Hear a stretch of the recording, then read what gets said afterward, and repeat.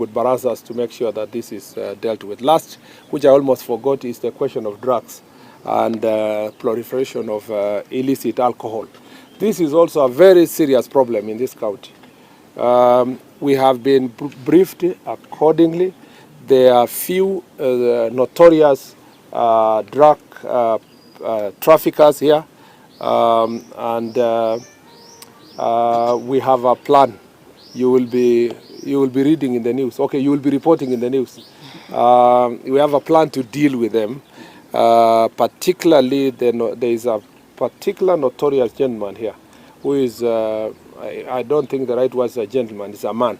There is a notorious guy who operates from Migori to this town, to Malindi, and he has a particular network we have established, working with some lady and so forth. I don't want to divulge more information. We will be taking greater action. In the past, the courts have been very lenient to them, so we will have to devise more ways of making sure that drugs, dealing in drugs, selling drugs, drug trafficking is a transnational crime, and their connection from Tanzania all the way to other parts of the world.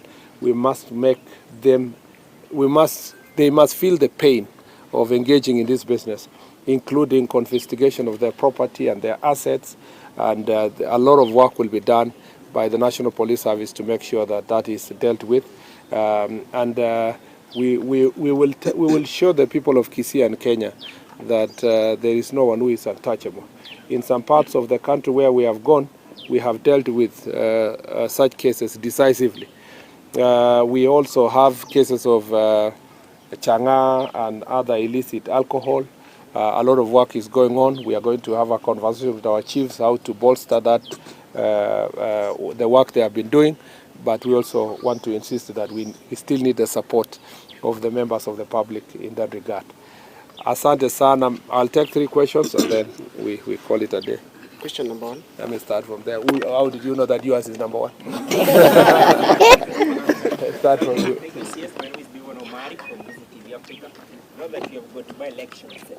It's called Ndizi. Yeah, Ndizi TV. Ndizi TV. Very good. Now that we have got by-elections in November, and we all know learners are preparing for their final examination, we've seen distractions before. What is the safety measures from the internal ministry to make sure they are not affected by the disruptions of the political parade? I think that the by-elections of November are very few, confined to particular areas. Of course, to start with, schools are a no-go zone in terms of campaign infrastructure. But you can see how IEBC has been able to ensure that the election day is after the exam. So meaning that most of the polling stations, which are schools, can now be used for the elections, because by that time all the examinations